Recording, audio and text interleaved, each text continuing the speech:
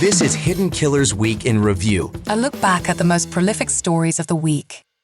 This is the Hidden Killers podcast with Tony Brueski. Featuring author, psychologist, and daily contributor, Siobhan Scott. Chad Daybell, his trial is well underway, and we have seen some explosive testimony thus far and very interesting video that has never been seen before by the public anyway. Going back to when the police were raiding his home and finding the bodies of JJ and Tylee in the backyard, and he's in his car and he's sitting there talking to his daughter, maybe not his car, a patrol car, and telling his daughter, who is crying and upset, wondering what is going on, "I'm not coming back." Those are the words that he said. Joining me to discuss, Siobhan Scott, psychotherapist and author. I mean, that really shows a lot of consciousness of guilt right there. And I think it almost starts to answer our question that we've wondered for quite some time. Just how invested is Chad Daybell into the whole delusional cult thing? Is it the same way Lori was? I'm kind of thinking not. What are your thoughts?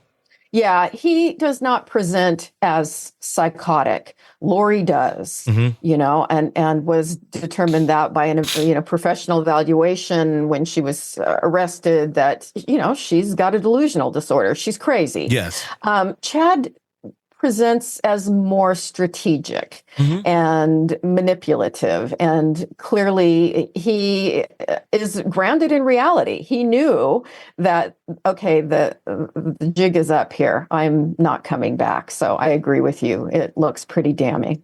That's an interesting thing, because then you start to wonder about the dynamic of the relationship. If, Lori is, crazy, which she, has, I mean, that's the flippant term for it, but obviously has a delusional disorder. Why did Chad keep going along with it? If he's grounded more in reality, he would certainly know killing children is a bad idea. And she's out there, but why? Why would one keep going to that extreme if you're not completely invested in the idea that these kids are demons, if you will? Right. Yeah, I can only speculate, but my guess is that you can be incredibly narcissistic, which colors the way you look at life and it colors your decision making, but you're not delusional. So officially, those kind of personality disorders, they're not mental illness per se. It's more just, it's your personality. It's how you developed. So he's clearly off. And he's a strategic thinker, but he doesn't impress me as terribly bright. And so I think he got away with a lot of manipulation over the years. He was making money by exploiting magical thinking religious people, and he just became increasingly bold. So I think we can look at the narcissism with him, which of course Lori also is narcissistic.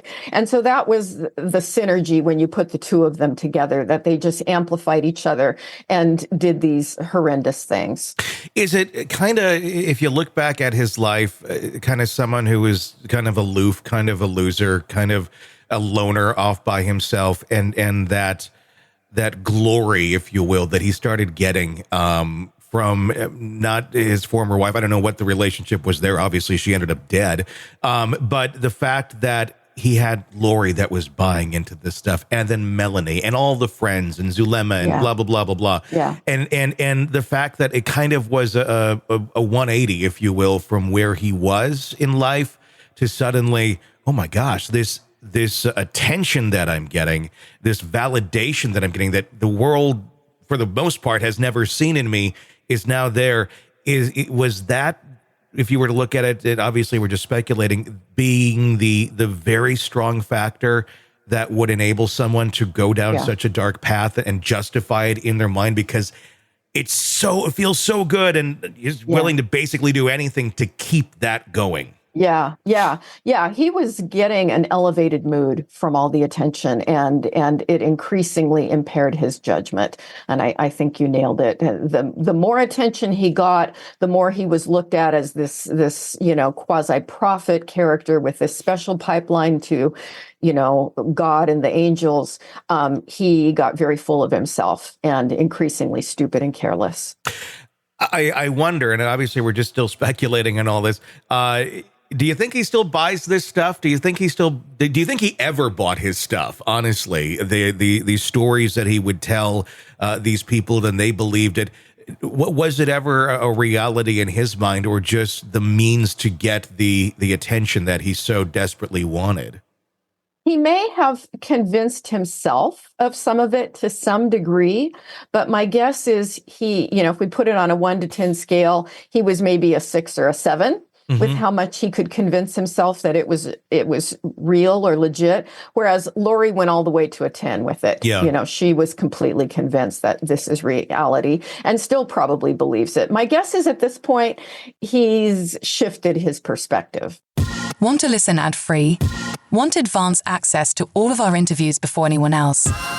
Become a True Crime Today Premium Plus subscriber on Apple Podcasts. You get every episode commercial-free, so you can binge on true crime until you can binge no more. Search True Crime Today Premium Plus on Apple Podcasts now, or go to our podcast page and sign up now. More of the Hidden Killers podcast next.